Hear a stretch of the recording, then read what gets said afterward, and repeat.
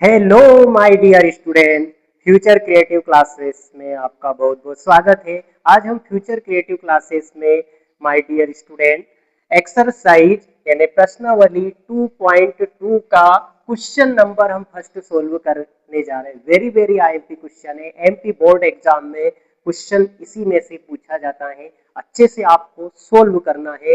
Very very IMP question है, देखने जा रहे हैं हम। देखिए क्वेश्चन क्या है समझते हैं। निम्न द्विघात बहुपदों के शून्य ज्ञात कीजिए।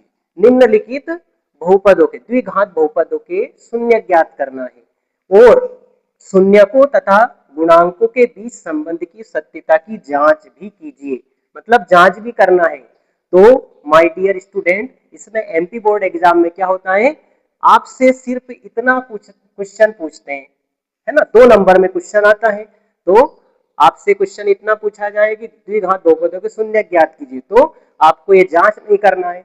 और अगर जांच पूछी जाए तो जांच भी कैसे करना हो हम आपको इस क्वेश्चन में बताएंगे। ठीक है, तो हम इस क्वेश्चन को सोल्व करने जा रहे हैं। सबसे पहले लिखेंगे हम हल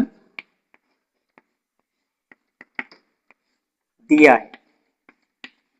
हल दिया है, इस प्रकार से हमें एग्जाम में हमारी कॉपी में लिखना है। हल दिया है, क्या दिया है, क्या है ये, द्विघात बहुपद। क्या दिया है यहाँ पर, द्विघात बहुपद। द्विघात बहुपद। अब द्विघात बहुपद क्या है ये लिख देते हैं हम यहाँ पर। X square minus 2x minus 8। अब इसके हमें क्या करना है, शून्य ज्ञात करना है। तो शून्य कैसे ज्ञात करेंगे, शून्य ज्ञात करने के लिए इसको बराबर जीरो के बराबर रखेंगे, है ना। इसके बराबर में क्या रखेंगे हम, जीरो रखेंगे। तो यहाँ पर पहले से ही जीरो ले लेते हैं, है ना।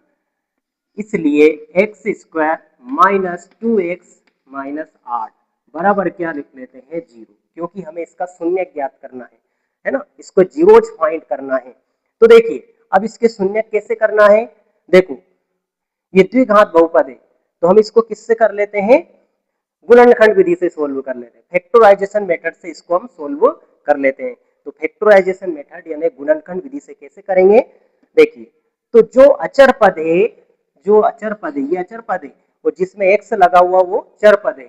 ठीक है, तो अचर पद का गुणा आपको एक्स स्क्वायर के गुणांक में करना है। तो यहाँ इसका गुणांक क्या है, इसका कोफिशिएंट क्या है, कुछ भी नहीं लिखा है, मतलब एक है। इसका कोफिशिएंट क्या हो जाएगा, एक, है ना। तो यहाँ पे क्या 8 है, तो 8 का गुणा करें हम एक्स स्क्वायर के गुणांक में, तो एक्स स्क्वायर का गुणांक क्या है, 8 है। तो 8 का गुणा करा हमने 8 एकम 8, तो कितना आया, 8 आया, 8 एकम 8 आया। ठीक है, अचर पद का गुणा एक्स स्क्वायर के गुणांक में किया तो 8 आएगा, 8 एकम 8। अब इस 8 के गुणनखंड ऐसे करना है, बीच में क्या लिखा है, 2।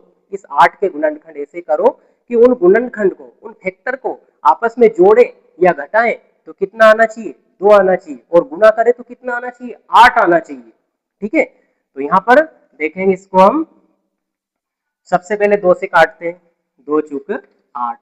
अब इसको आगे और करने से पहले हम देखें कि हम 2 और 8 से ये ला सकते हैं कि हम, देखो क्या 4 में से हम 2 घटाएंगे तो 2 आ जाएगा, जोड़े या फिर घटाएं, या तो जोड़ो या घटाओ तो क्या आना चाहिए, 2 आना चाहिए, और गुणा करो तो 8 आना चाहिए।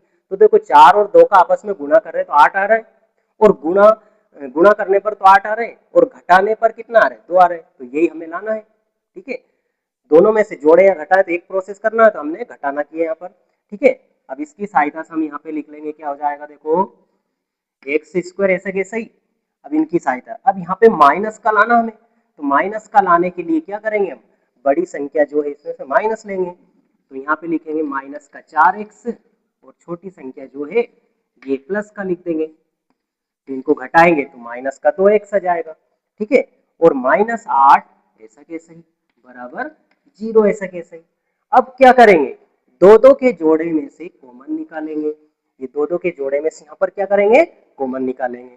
अब इसमें से हम कॉमन निकाल लेते हैं, तो देखो क्या कॉमन आ रहा है, एक्स दोनों जगह पे हमें दिख रहा है ना। तो यहाँ से एक्स हमने कॉमन लिया, एक्स कॉमन लिया तो क्या है, एक्स की घात 2 है, तो यहाँ पर एक्स